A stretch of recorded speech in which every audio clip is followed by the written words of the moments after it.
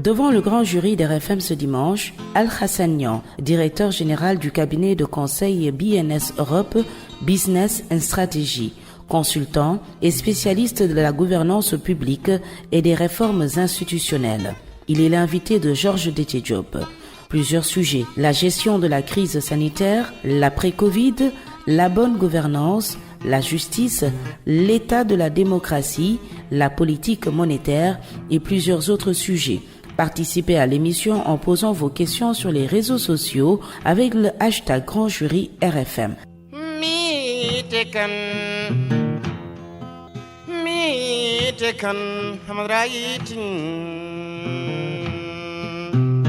Al-Hassanian, consultant spécialiste de la gouvernance publique et des réformes institutionnelles, face à Georges Déthié Diop, le grand jury, dimanche 11h05 sur RFM.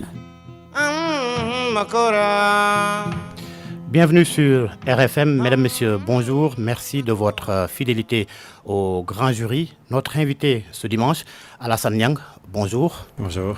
Merci d'avoir accepté notre invitation, merci d'être venu au grand jury. C'est moi qui vous remercie. Alors, Alassane Niang, vous êtes consultant et spécialiste de la gouvernance et des réformes institutionnelles. Depuis une quinzaine d'années, vous travaillez dans l'accompagnement des États ACP, Afrique, Caraïbes, Pacifique, dans la mise en œuvre de réformes et politiques publiques.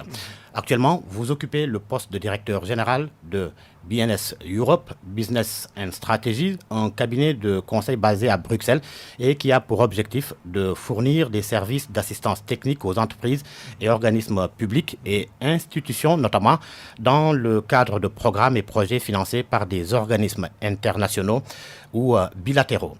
Récemment, vous avez été classé parmi les 50 personnalités les plus influentes de l'Afrique de l'Ouest par Influence Magazine, classement intervenu en pleine période de Covid-19, même si à l'époque la tendance était quelque peu baissière. C'était en avril dernier. Aujourd'hui, nous faisons face à une troisième vague très meurtrière.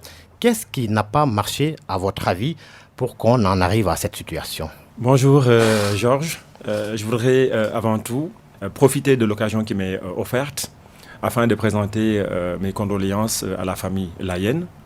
Donc vous n'êtes pas sans savoir que le khalife général nous a quittés il y a quelques jours. Présenter mes condoléances à la famille Layène, au Sénégal et à la Ouma. Mais aussi adresser les mêmes condoléances à la famille de Thiénaba, donc à la communauté sénégalaise et à la Ouma islamique. Donc c'est une grande perte pour le Sénégal, pour les musulmans, et donc nous avons une pensée pieuse à l'ensemble des fidèles. Alors vous l'avez dit, nous vivons actuellement un contexte sanitaire particulièrement meurtrier, sachant que les deux premières vagues qu'on a connues étaient moins létales. Alors, qu'est-ce qui peut expliquer cette situation? La manière dont la crise a été gérée par les autorités de ces pays, je pense peut-être un début de réponse. Puisque, vous le saviez, au moment de la première vague et de la deuxième vague, nous étions sur des taux extrêmement faibles. Donc, je pense que le taux le plus élevé qu'on a connu jusqu'au mois d'avril, on était sur des rapports qui ne dépassaient pas les 400 ou 500 cas. Et on a connu dernièrement des journées où on avait des infections qui allaient au-delà de 1500, 1600, 1700 cas. Et donc, mais quand vous ramenez maintenant le taux de létalité par rapport au taux de personnes infectées par le virus, on voit également là qu'il y a une hausse et cette situation est très inquiétante. On voit également le nombre de décès. Je pense que de mémoire de personnes, on n'a jamais connu au Sénégal une telle situation au point que vous avez dans les cimetières, que ce soit le cimetière Saint-Lazare ou le cimetière de Yoff ou dans les différents cimetières du pays, un nombre extrêmement élevé de personnes enterrées. Cette situation, elle est dramatique. Elle est dramatique parce que je pense que les autorités n'ont pas pris la mesure de la situation. Et en réalité, quand on parle de la gestion de la crise, il n'y a pas de gestion de cette pandémie, il n'y a pas de gestion de cette crise. Et donc, c'est les contre-coups, finalement, de ce qui n'a pas été fait qui sont en train de nous rattraper. Voilà pourquoi aujourd'hui, on voit un nombre extrêmement important de personnes emportées par cette... Qu'est-ce qui n'a pas été fait? Écoutez, je pense que quand vous avez en charge la santé des populations, quand vous avez une situation aussi terrible que celle qu'on a actuellement, si les mesures adaptées, appropriées ne sont pas prises, notamment permettant par exemple une gestion prophylactique donc de la crise, aujourd'hui, quand on regarde, on est aux alentours de 1 200 000 personnes vaccinées sur une population de 17 millions. On a démarré la campagne de vaccination il y a de cela 6-7 mois. Alors, donc, on voit que la campagne de vaccination qui aurait dû amener les populations à se faire vacciner donc, n'est pas suffisante. Donc ça, c'est un premier constat que je fais. Le deuxième constat est que le taux de vaccins disponible et qu'on doit rendre disponible aux populations, il n'est pas suffisant.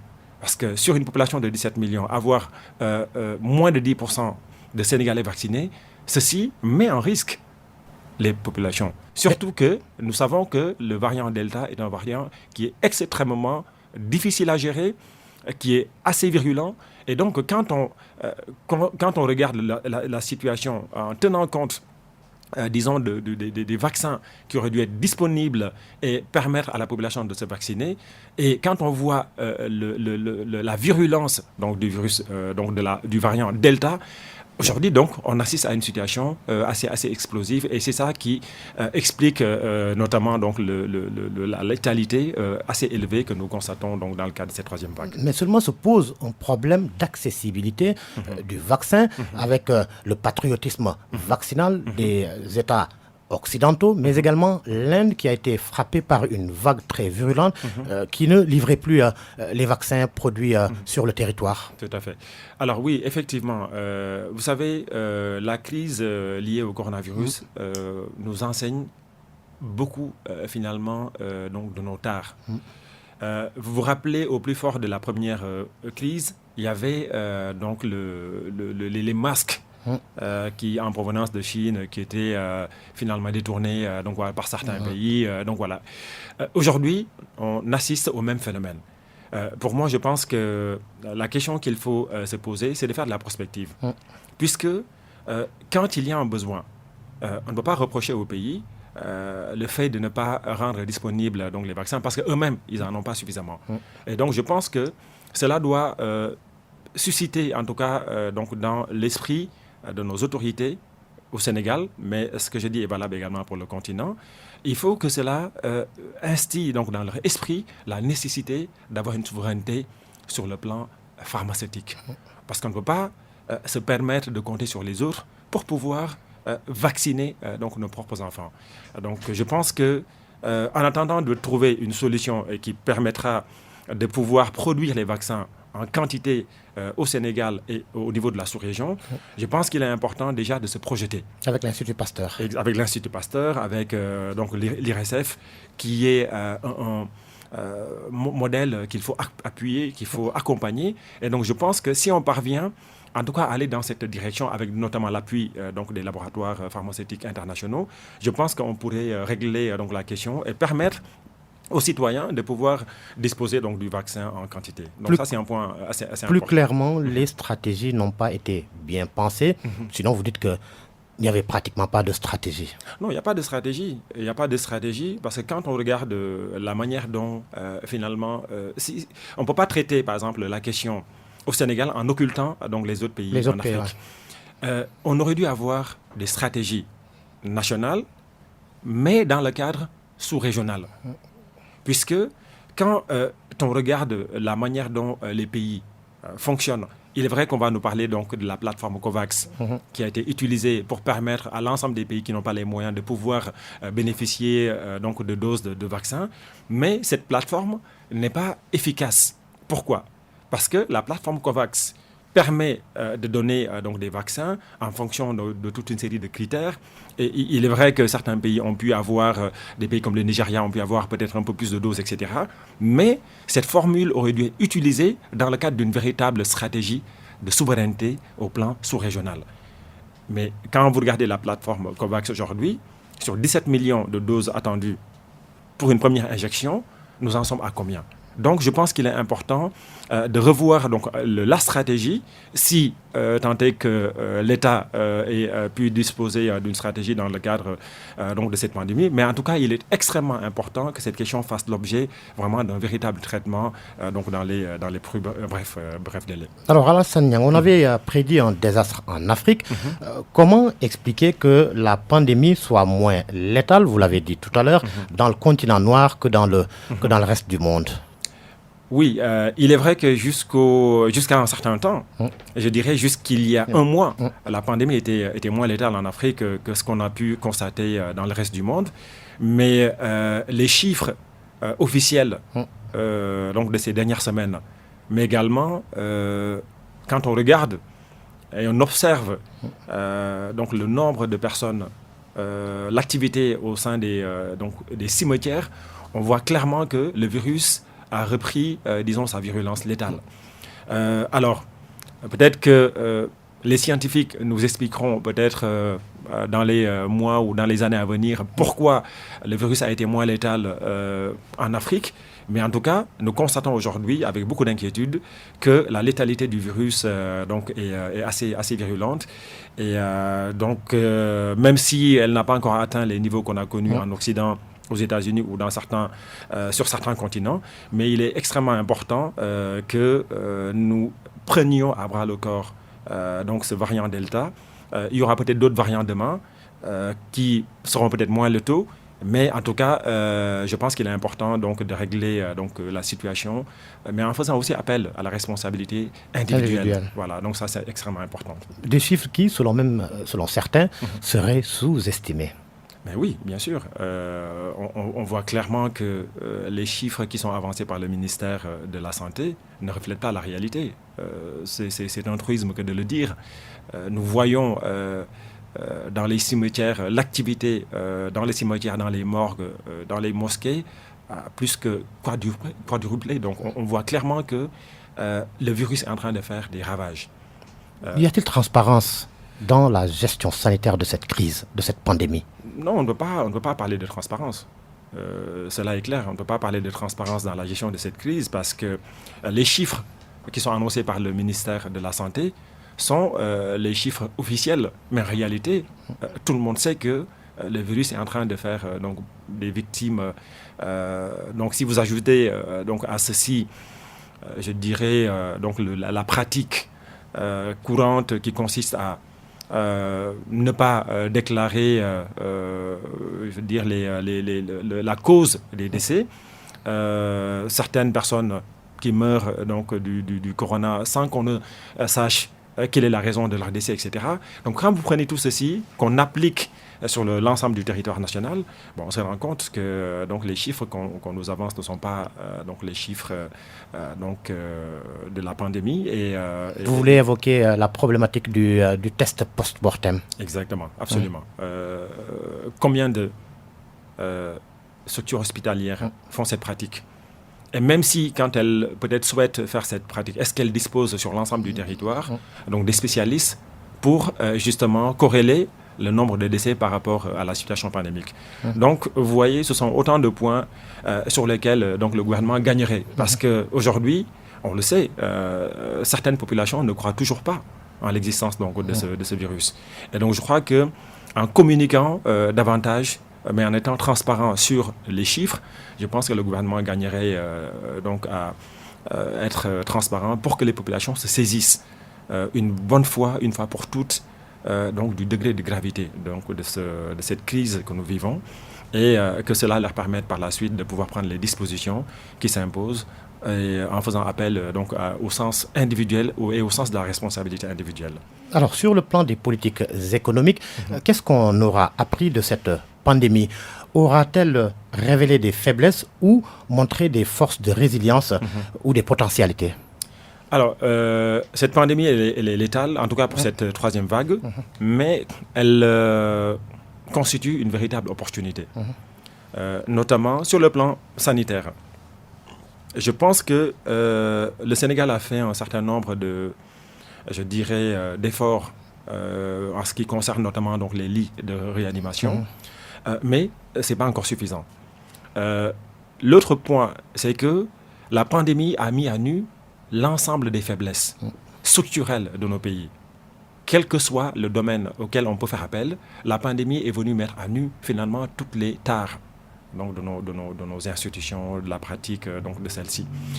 Sur le plan économique, on a également vu que la pandémie n'a pas eu l'impact néfaste qui était escompté. Donc je pense que nous devons tenir compte de ces différents éléments afin de faire de la prospective. En faisant de la prospective, sur le plan sanitaire, on ne peut plus se permettre d'avoir des structures hospitalières au plan régional avec autant de faiblesses. Donc la pandémie aura au moins eu ce mérite. Donc d'enseigner à nos autorités la nécessité vraiment de donner à ce secteur les moyens de pouvoir vraiment régler donc la question sanitaire, même si c'est pas au-delà, même au-delà de la question de la pandémie. Je pense qu'il faut que les structures sanitaires puissent bénéficier de l'ensemble des moyens qui leur permettront de faire face en cas de, par exemple, de résurgence, par exemple, de la pandémie liée au coronavirus ou en cas d'une nouvelle pandémie. Donc il est extrêmement important de tirer les enseignements donc de cette pandémie et en faire donc une opportunité pour régler donc la question sanitaire avec peut-être un peu plus de stratégie et un peu plus peut-être donc de résilience. Sur le plan économique, comme vous avez pu le voir, donc l'État du Sénégal a tenté de venir avec des stratégies, notamment avec donc la question des 1000 milliards, le fonds Force Covid-19. Le fonds Force Covid-19. Mais le problème de ce fonds repose sur la manière dont il a été géré. Donc je pense que le rapport donc, du général donc, l'a clairement établi, puisqu'un certain nombre d'irrégularités ont été notées. Je pense qu'il faut tenir compte aussi donc, de ce type d'enseignement pour essayer d'aller dans la bonne direction, parce qu'on ne peut pas se permettre dans un contexte où les gens perdent la vie, dans un contexte où il y a un marasme économique du fait de la pandémie, ne pas tenir compte donc, de ces enseignements. Donc la pandémie est une chance, entre guillemets, si l'on considère donc, les réformes qui doivent en découler avec stratégie.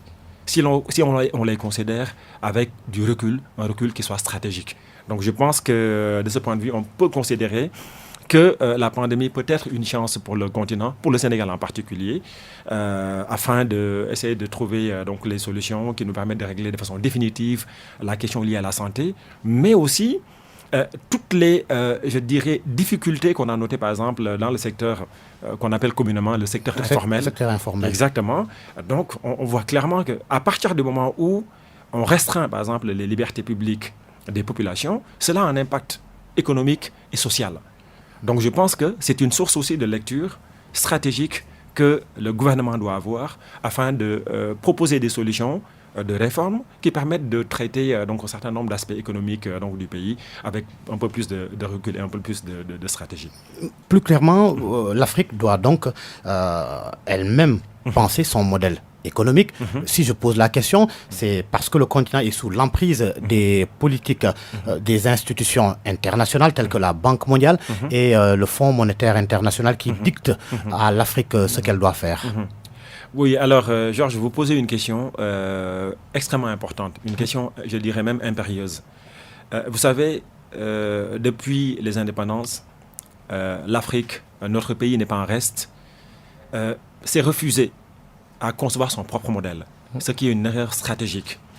Quand vous regardez les écoles et les théories d'économie politique qui sont pratiquées donc en Occident, ce sont des écoles qui sont excellentes, ce sont des théories qui sont excellentes, mais qui ne sont pas adaptées à notre réalité. Donc, un modèle qui a été conçu pour une réalité et un contexte qui n'a rien à voir avec le contexte sénégalais ou africain ne peut pas produire des résultats. Quand vous regardez les doctrines politiques qu'on applique également dans nos pays, on voit clairement qu'il y a une inadéquation entre l'attente des populations, les réalités des populations et donc ces doctrines politiques. Voilà pourquoi il est extrêmement important, et là encore une fois, la pandémie aurait dû constituer une chance et une source de lecture justement pour régler ces questions. Les théories politiques et les écoles d'économie politique qui sont appliquées dans nos contextes ne permettent pas le développement de nos pays. Donc il est important que cela soit compris parce que nous avons des spécialistes dans tous les domaines. Dans tous les domaines qui peuvent nous concevoir des modèles. Il est temps que le Sénégal, notre pays, et que les pays en Afrique se saisissent de cette question à bras le corps. Et que ces pays viennent avec des modèles qui soient pensés par des spécialistes selon le modèle et selon les réalités. L'expertise locale ne manquant pas. Non, l'expertise locale, elle est à foison. Nous avons l'expertise locale. Mais il faut juste avoir le courage et faire en sorte que les réformes soient assises pour aller dans cette direction. Mais il est extrêmement important que ces modèles puissent être des modèles conçus et pensés par des Africains, par des Sénégalais notamment. Et c'est ça qui nous permettra de pouvoir envisager le développement du pays selon des modèles qui permettent de produire des résultats. Mais tant qu'on n'en est pas à ce niveau et tant qu'on n'aura pas le courage d'aller dans cette direction, on va essayer d'utiliser des modèles qui ont marché ailleurs, mais qui ne fonctionneront pas. Parce que quand vous regardez nos pays, 60 ans après les indépendances, nous en sommes encore à finalement à adosser nos politiques publiques, nos référentiels économiques à des modèles qui viennent d'ailleurs. Et c'est ça d'ailleurs qui nous met sous la dictée des institutions internationales comme la Banque mondiale, comme le Fonds monétaire international, etc. Si ces institutions devaient vraiment permettre à nos pays d'aller de l'avant et de développer, je pense que cela se saurait depuis très très longtemps. Donc il est important qu'à un moment donné, que nos dirigeants s'arrêtent en instant. C'est là que je voulais en venir. Cela demande une vision, mais surtout un courage. Absolument, absolument. Il faut du courage. Vous savez, quand vous allez dans le mur, rien ne vous empêche à un moment de vous arrêter et de vous poser la question. Pourquoi? Je vais vous donner un exemple. Vous prenez un pays comme le Cameroun. Le Cameroun faisait l'aide au développement à Singapour jusqu'en 1990, notamment dans le cadre de l'appui budgétaire. Alors, aujourd'hui, est-ce que vous pouvez soutenir la comparaison entre un pays comme le Cameroun et Singapour? Donc, c'est exactement les mêmes questions. Je reprends l'exemple de la Corée du Sud. La Corée du Sud, à sa demande, demandait au gouvernement sénégalais jusqu'en 1987 l'envoi d'assistants techniques à la demande du gouvernement sud-coréen. L'envoi d'assistants techniques sénégalais pour justement les appuyer donc, dans leur politique publique. Donc le problème de compétence ne se pose pas. Le problème se pose en termes de choix, de courage et de vision. Donc je crois qu'il est temps que les dirigeants s'arrêtent un instant en se disant que ces modèles qu'on a toujours utilisés depuis les indépendances jusqu'à maintenant ne plus producteurs du développement que nous voulons. Et c'est à partir donc, de ce moment que nous aurons les outils et les stratégies qui nous permettront vraiment de concevoir avec nos expertises diverses les modèles de développement dont on a besoin avec la même rigueur scientifique qui aura donc ce côté universel et qui nous permettra donc de pouvoir être vraiment sur les sentiers du développement. On en a besoin et nous en avons les moyens, mais cela demande du courage et une vision. À la lumière de cette pandémie, vous développez l'idée selon laquelle on doit mettre en place un fonds souverain, qu'il soit régional ou continental. À quoi consistera ce fonds souverain? Alors, vous savez, je pense que le Sénégal ne peut plus se permettre de ne pas aller dans le choix de mettre en place un fonds souverain. Ceci, c'est extrêmement important. Vous savez, quand vous êtes dans une situation, dans un contexte où vous dépendez essentiellement des droits de porte, c'est-à-dire les droits de douane, vous dépendez donc de l'aide au développement pour bâtir votre budget. En cas de crise, vous n'avez aucune possibilité. Or, avoir un fonds souverain permet deux choses. Cela vous permet donc de faire face aux chocs exogènes quand ils vous arrivent, mais cela également vous permet de bâtir donc des politiques et des stratégies de développement. Cela vous permet de faire de la prospective et cela vous permet même d'avoir par exemple une diplomatie économique qui permet, je dirais même, l'exportation du secteur privé national. Donc si nous réussissons par exemple à créer un fonds souverain et en lui dotant donc des moyens conséquents et des moyens stratégiques lui permettant de pouvoir faire face, par exemple, à la compétition internationale, donner au secteur privé de pouvoir rayonner, vous allez voir que un certain nombre de points sur lesquels donc, nous devons compter, un certain nombre de leviers sur lesquels le Sénégal doit compter pour asseoir son développement économique.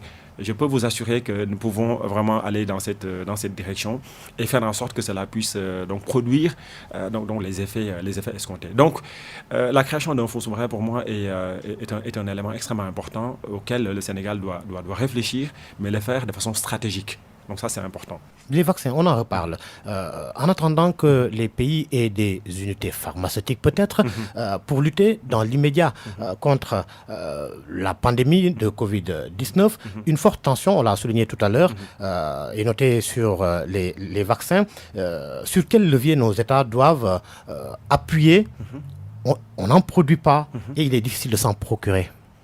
Mais vous savez, les unités pharmaceutiques, vous avez dans les années 50 un ouvrage qui s'appelle L'introduction à la médecine générale, rédigé par le docteur Dominique Traoré, qui est un spécialiste donc de la biologie et de la pharmacie. Mais dans son ouvrage, il vous donne avec le menu détail l'ensemble des vaccins qui peuvent être produits en Afrique. Parce que nous avons finalement la base qui produit donc les principes actifs, nous en avons à foison sur le continent. Comme je disais tout à l'heure sur donc les modèles de développement économique et les modèles de politique économique et d'économie politique, c'est une question de vision et de courage. Il est temps aujourd'hui, pour le Sénégal, il est temps pour l'Afrique, que nous puissions disposer donc, des unités de production pharmaceutique. Puisque nous avons des spécialistes en biologie moléculaire au Sénégal, nous en avons sur le continent. Donc, qu'est-ce qui se passe comme problème? Et quand vous prenez les spécialistes que nous avons dans nos pays, ce sont ces mêmes spécialistes qui sont utilisés dans d'autres pays, qui travaillent dans de grands laboratoires. Donc, le problème de compétence ne se pose pas.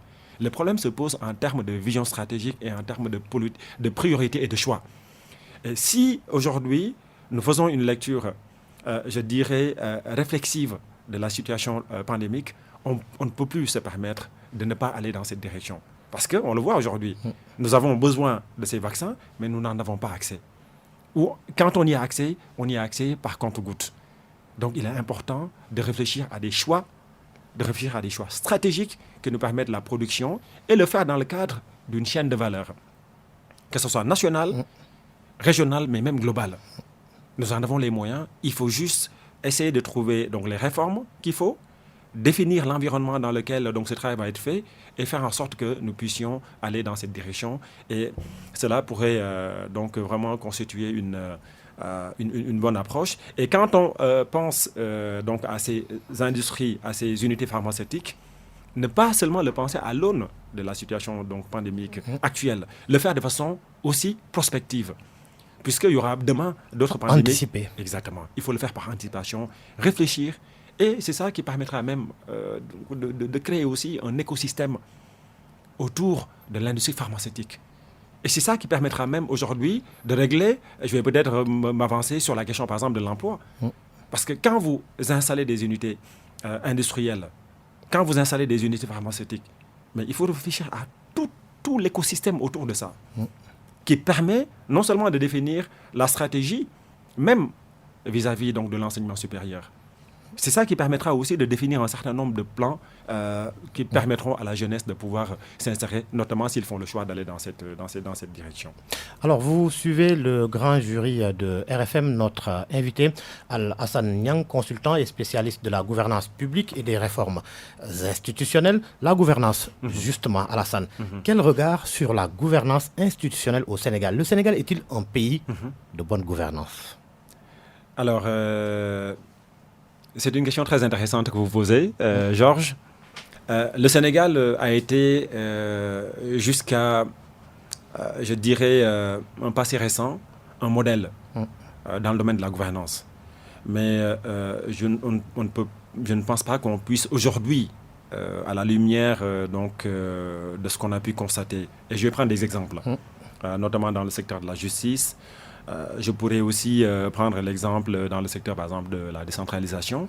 On y arrivera d'ailleurs. Voilà, tout à fait. Donc, en regardant ces modèles, il va être difficile pour nous de considérer que le Sénégal est un pays en tout cas où la gouvernance est une véritable réalité. Même si nous avons des institutions qui essayent d'aller de l'avant, mais c'est l'architecture même aujourd'hui institutionnelle de notre pays qui pose problème. Pourquoi ? En réalité, quand vous regardez la Constitution de 1958 de Charles de Gaulle, donc l'ancien président français, cette Constitution, elle a été conçue pour régler un problème spécifique à la France. Or, quand nos pays sont devenus indépendants, nos pays ont hérité finalement donc, de cette Constitution. Comme on dit communément, du copier-coller. Exactement. Et donc, on a hérité d'un modèle qui a été conçu et pensé pour régler un problème spécifique.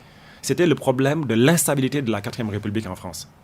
Et donc, quand on a bénéficié de cette Constitution, donc on l'a calqué à un modèle et à une réalité qui n'a rien à voir avec finalement donc nos besoins et nos réalités.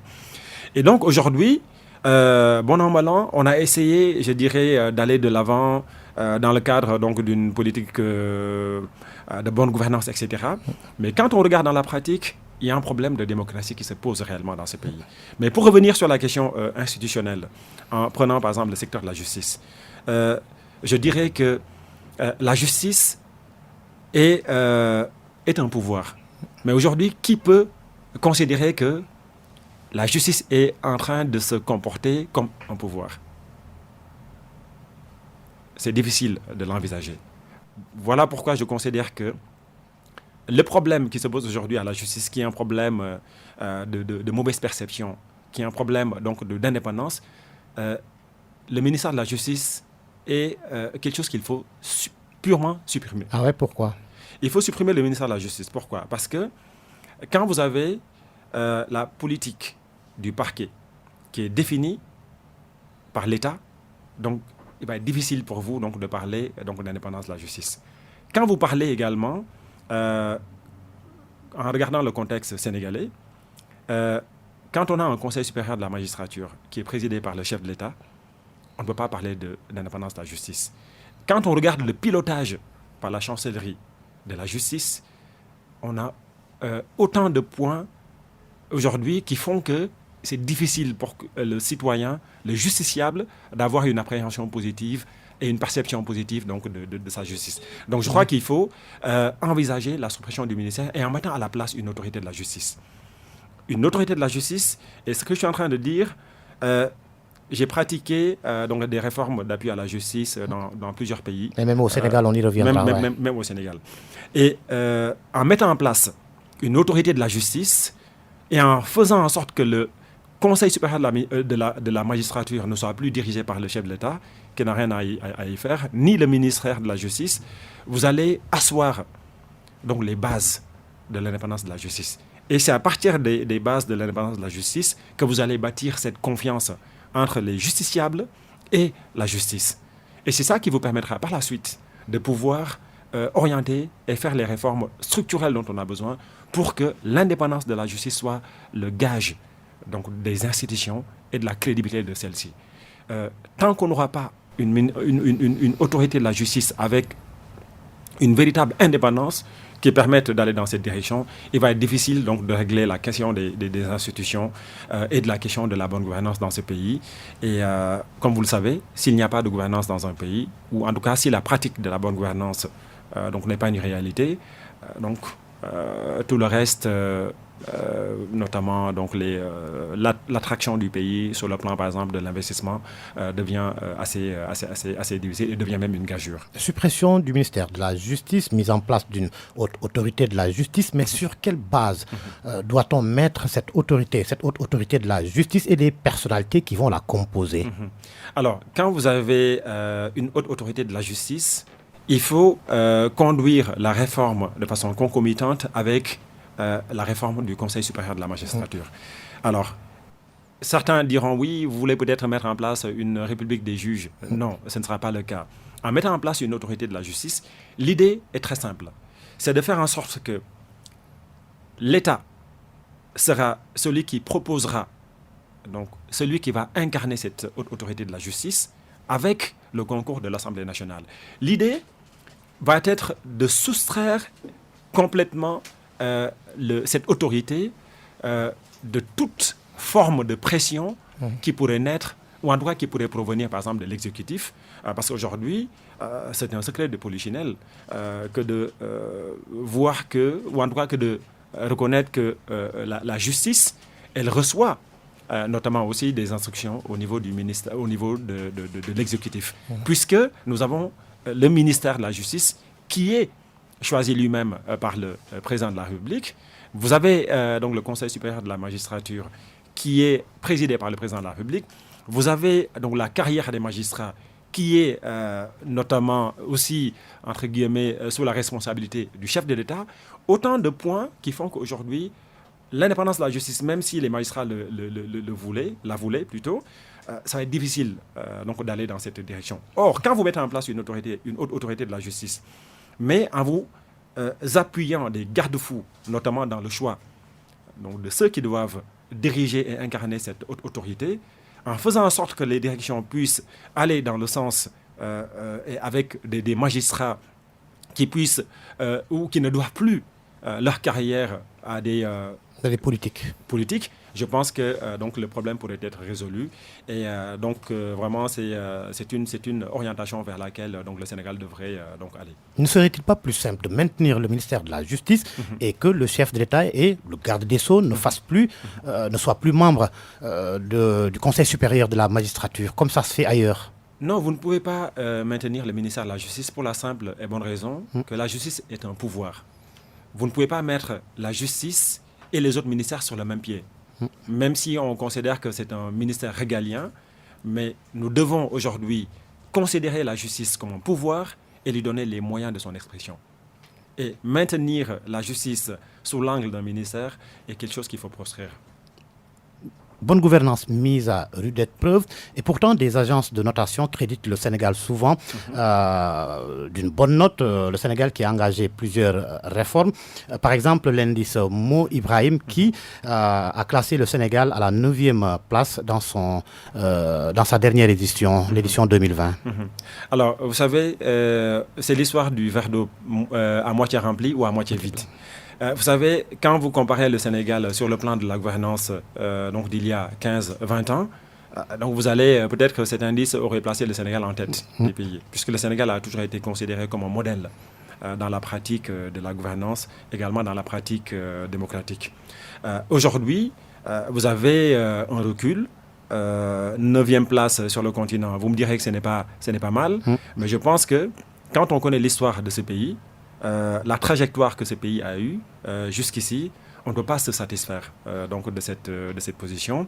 Et puis, quand vous regardez par exemple un certain nombre de pays que je ne citerai pas, qui étaient très très loin derrière le Sénégal, aujourd'hui ces pays ont une expression démocratique et ont une pratique de la gouvernance qui n'a rien à voir avec celle qu'on a. Et donc je pense qu'il faut envisager, malgré que la 9e place n'est pas, je dirais, donc une mauvaise place, mais je pense qu'il faut faire de la prospective et en nous disant que le Sénégal n'est pas n'importe quel pays.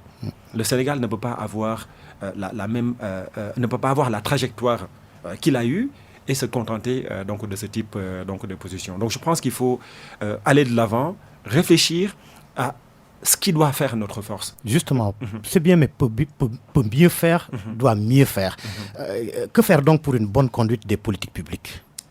Vous savez, la pratique des politiques publiques, je vais prendre l'exemple de la décentralisation. Je devais en parler tout à l'heure. Bien sûr. Il faut qu'il y ait une adéquation entre les textes qui régissent nos institutions et la pratique du développement. Je m'explique. Les textes qui régissent, par exemple, la décentralisation, quand vous regardez la première réforme en matière de décentralisation, elle a été conduite non pas dans la perspective de développer les collectivités locales, mais dans la perspective de permettre au Parti socialiste un maillage du parti. Donc, l'objectif initial était moins de développer les collectivités que de permettre à un parti de pouvoir être organisé au plan national. Après, on peut parler d'organisation, on peut parler d'habillage du texte, etc., pour lui donner donc, les atouts institutionnels, mais la base initiale n'avait rien à voir avec le développement. Or, on sait que le développement d'un pays, il doit se concevoir à la base. Mais si vous avez des textes qui sont habillés avec, disons, de l'atour institutionnel, mais dont le contenu et l'objectif initial est autre, ça pose problème. Et je prends d'autres exemples. Vous prenez, par exemple, la question, par exemple, de l'industrie extractive au Sénégal. La manière dont les textes ont été conçus, initialement, ne permettait pas. Il est vrai qu'aujourd'hui, avec le nouveau code minier, donc il y a eu donc des avancées de ce point de vue. Mais il est clair que quand vous avez des textes qui sont conçus pour répondre à un certain nombre, disons, de points spécifiques qui n'ont rien à voir avec le développement, disons, du pays, ou en tout cas le développement socio-économique, quelles que soient les orientations que vous allez peut-être donner à votre politique publique, à l'action publique, donc on a, disons, du mal à aller dans cette direction parce que la base n'y est pas. Ici ajoute que nous devons éviter à notre pays, disons, le clientélisme politique. Parce qu'il y a un certain nombre de positions qui doivent échoir aux gens en fonction de leurs compétences. Si vous mettez à la place, disons, des personnes qui n'ont peut-être pas les compétences pour assumer un certain nombre de positions, il va être difficile pour ces personnes de produire les résultats escomptés. Donc, je pense qu'il est aussi temps, donc, dans les réformes à envisager, c'est-à-dire de passer par des appels à candidature. Faire en sorte, par exemple, que pour certaines positions stratégiques, que de véritables compétences, surtout que le Sénégal dispose de toutes ces compétences. Donc, je pense que le pays gagnerait à s'ouvrir davantage, faire en sorte que les compétences dont on a besoin dans ces pays soient mises à profit, soient convoquées et mises à profit au service donc, du développement socio-économique de ces pays. La décentralisation que vous avez évoquée, pourtant, récemment, l'on a eu l'acte 3 de la décentralisation qui pouvait même être qualifié de consécration du territoire comme l'espace de développement. Oui, mais moi je vous retourne la question. Est-ce que depuis l'acte 3 de la décentralisation, est-ce qu'on a assisté à une consécration du développement ? Pourquoi ça ne décolle pas avec cet acte 3 de la décentralisation ? Parce que c'était un acte politique. C'était un acte politique. Vous savez, moi j'arrive de Thiès. Quand vous avez la ville de Thiès, donc vous avez donc la ville, vous avez les 3 communes. Quand vous ne parvenez pas à avoir 2 milliards de budget pour toute la ville de Thiès, c'est qu'il y a un problème. Donc, il est temps que les politiques publiques soient pensées dans la perspective d'asseoir le développement des collectivités. Plus de ressources pour les collectivités territoriales. Au-delà de la question des ressources, puisque les ressources, il faut les concevoir de façon stratégique.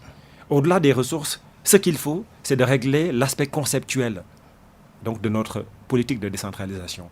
Or, aujourd'hui, l'acte 3 de la décentralisation, malgré un certain nombre d'avancées sur le plan textuel, mais tout le monde sait que le texte a été conçu dans la perspective de régler un certain nombre de considérations politiques. Donc c'est pour cette raison d'ailleurs que certaines villes ont été affaiblies, notamment donc la ville de Thiès, la ville de Ziguinchor, etc., la ville de Dakar, au profit de certaines donc, communes d'arrondissement.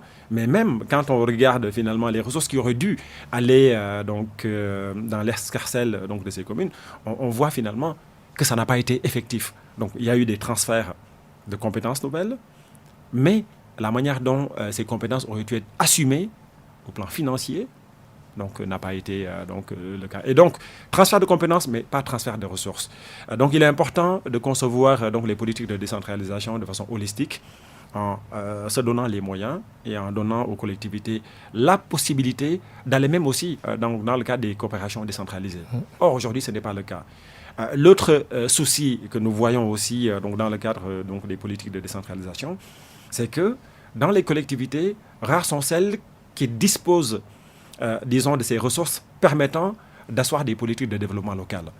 Et d'ailleurs, c'est pour cette raison que nous avons une agence de développement local qui est mise à la disposition donc, des communes afin de concevoir des projets de développement, etc. Donc, je pense qu'il faut revoir le processus dans son ensemble, dans sa globalité, faire en sorte que des talents puissent concevoir des politiques locales, des plans de développement au plan local et que tout ceci se fasse dans le cadre d'une politique de mobilisation de ressources, que ce soit dans le cadre d'une coopération décentralisée ou que ce soit dans le cadre de la mobilisation des ressources locales, des ressources, par exemple, bâtir aussi peut-être une politique fiscale locale qui permette aux collectivités de pouvoir disposer des ressources permettant d'aller donc dans le développement donc les populations attendent au plan local.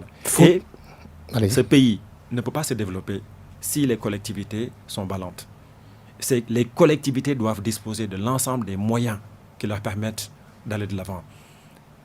Et l'État aurait tout à gagner à ce que le développement soit conçu et assis à partir donc, de la base. Puisque, au niveau de la base, l'appréhension qu'on a des problématiques au niveau de la base ne peut pas être la même au niveau central. Donc, il est extrêmement important donc, de revoir tous ces aspects d'un point de vue stratégique. Faudrait-il tout remettre à plat? Ah oui, absolument. En fait, peut-être tout remettre à plat. Vous savez... faire un toilettage. Oui, vous savez, les assises nationales sont des documents extrêmement importants qui avaient réfléchi à toutes ces questions. Je crois qu'il est important, je dirais, de revoir la vision de l'État que nous voulons au Sénégal. Je crois que c'est de ce point de vue qu'on doit envisager la question. Quel type d'État est-ce que nous voulons? Quel est le type de développement que nous voulons pour notre pays? Quel type de décentralisation voulons-nous pour notre pays? Quel type de développement, disons, de santé que nous voulons pour nos populations? Le type d'éducation que nous voulons. Donc je pense que c'est à l'aune, disons, de l'appréhension de toutes ces questions essentielles que nous pouvons proposer des solutions, mais qui ne soient pas des solutions, je dirais, politiques. Il faut envisager l'ensemble des politiques publiques d'un point de vue du développement. Mais quand on envisage, et malheureusement c'est un petit peu le cas donc au Sénégal et dans les pays en Afrique, on conçoit en général les politiques publiques dans une perspective électorale. Parce qu'on veut produire des résultats dans un délai assez court pour être réélu.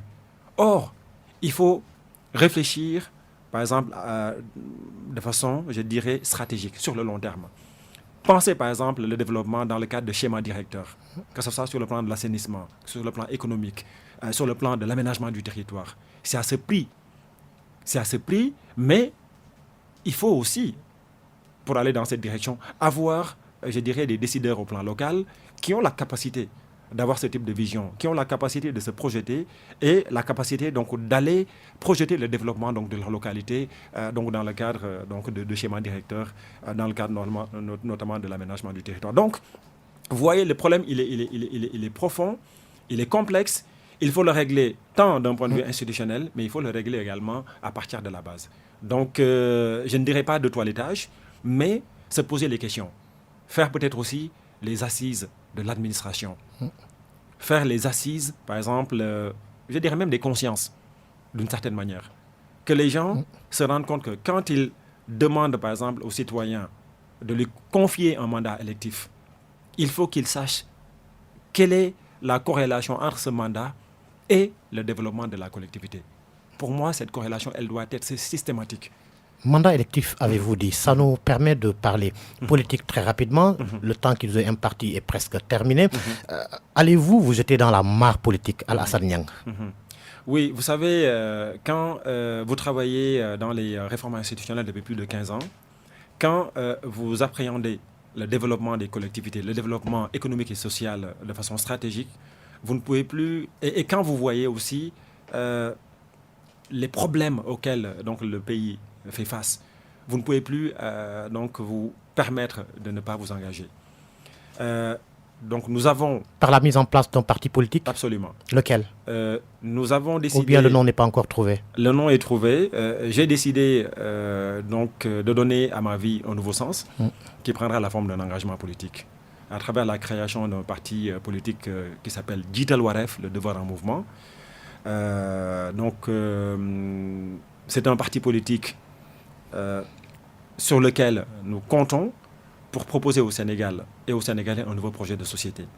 Un nouveau projet de société qui tienne compte des différents éléments qu'on a abordés tout à l'heure, où le citoyen ou le justiciable ne se posera plus de questions dans le cadre d'une action judiciaire. parce que nous voulons consacrer l'indépendance de la justice de façon définitive. Vous ne pouvez pas, après 60 ans de pratiques souveraines, en être encore à des situations où les gens se posent des questions quant à l'indépendance de la justice. Seriez-vous prêt à travailler avec le pouvoir ou bien vous serez de l'opposition? Non, notre positionnement est très clair. Donc nous serons en parti d'opposition puisque nous voulons incarner un nouveau projet de société. Ce projet de société que nous voulons incarner pour le Sénégal et pour les Sénégalais n'a qu'un seul objectif: placer l'individu au cœur de l'ensemble de l'action publique. Par conséquent, nous avons fait le choix donc de nous positionner dans l'opposition puisque nous avons besoin d'aller donc dans ce sens, parce que ce sens est en contradiction, n'est pas en adéquation avec la pratique, disons, de la politique telle que nous la voyons aujourd'hui au Sénégal. Dites-vous, comme la plupart des partis de l'opposition, que la démocratie est mise à rude épreuve au Sénégal? Ah oui, oui. C'est un truisme que de le dire.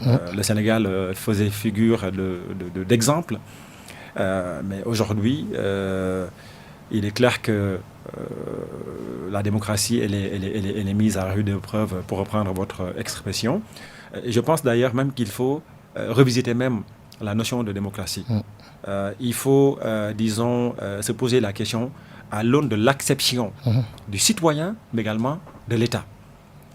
Quand on parle de démocratie en général, les gens ont tendance à convoquer les élections et donc la liberté d'expression.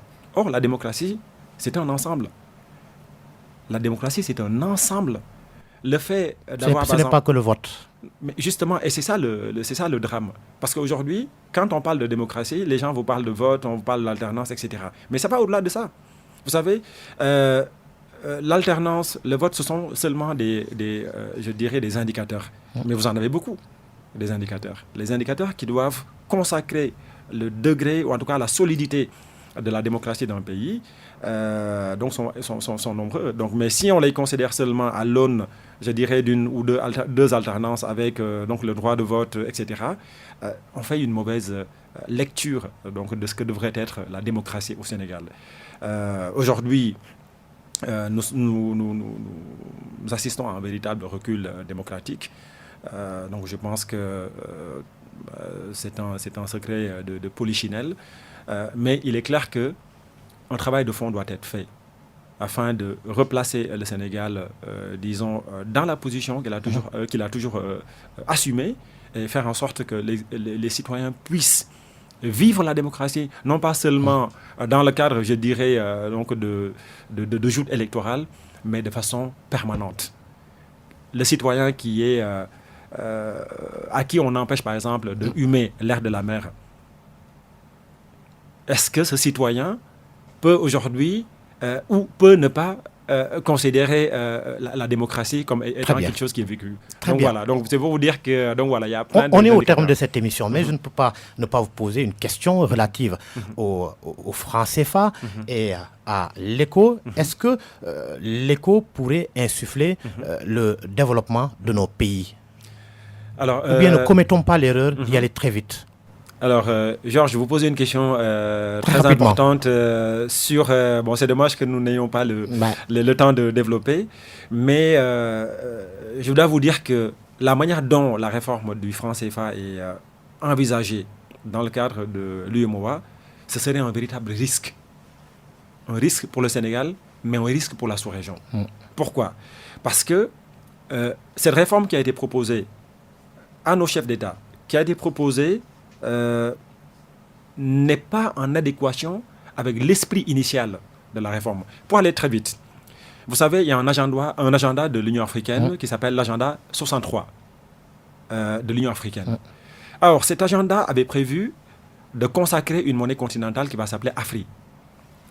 Alors, l'objectif pour l'Union africaine, avant d'arriver donc à cette monnaie unique continentale, c'était de créer des blocs. Une monnaie qui va s'appeler ECO, donc qui est le diminutif de ECOWAS, donc la CEDEAO. Une monnaie donc, pour les pays de l'Est, une monnaie pour les pays du Maghreb, mais également une monnaie pour les pays donc vers le sud du continent. Et donc, c'est la conjonction donc, de ces 4 blocs monétaires qui auraient dû donner naissance à la nouvelle monnaie continentale qui s'appelle Afrique. Ça, c'est dans l'agenda 63 de l'Union africaine. Mais la manière dont la réforme a été phagocytée par l'UMOA n'a rien à voir avec cette monnaie qui était présentée et préparée dans le cadre de 11 critères de convergence de la CEDEAO. Donc, le risque de cette monnaie, c'est quoi de l'UMOA? C'est que nous allons assister à une implosion de la CEDEAO. Parce que nous avons une monnaie qui a été préparée, une réforme qui a été préparée en catimini pour les pays de l'UMOA, alors que l'esprit initial... Les francophones et les anglophones. Exact. Non, parce que la CEDEAO, c'est à la fois les francophones et les anglophones. Or, cette monnaie qu'on nous présente ici, cette réforme qu'on veut nous présenter dans le cadre de l'UMOA, c'est juste ça va être le franc CFA bis. Donc, il est extrêmement important que les décideurs politiques revoient cette monnaie à l'aune de la CEDEAO, mais non pas à l'aune seulement de l'UMOA, parce que ce serait l'implosion de la CEDEAO. Et je rappelle que la CEDEAO est la 18e puissance économique mondiale. Si on prend l'ensemble des États de la CEDEAO, c'est la 18e puissance économique. Merci. Donc, il est extrêmement important que cette question soit réglée de façon stratégique, avec responsabilité, en nous disant que nous n'avons pas le choix que d'aller dans une nouvelle monnaie, mais exprimée dans le cadre donc, des accords de la CEDEAO. Merci, Al-Hassan Niang. C'est moi qui vous remercie. Merci d'être venu au grand jury. C'est moi qui vous remercie. Je rappelle que vous êtes consultant et spécialiste de la gouvernance et des réformes institutionnelles. Actuellement, vous occupez le poste de directeur général de BS Europe, Business and Strategy, un cabinet de conseil basé à Bruxelles et qui a pour objectif de fournir des services d'assistance technique aux entreprises et organismes publics et institutions. Merci de nous avoir suivis. C'est la fin du grand jury de RFM. Excellente suite des programmes sur Radio Futur Média. Rendez-vous dimanche prochain pour un autre numéro du grand jury.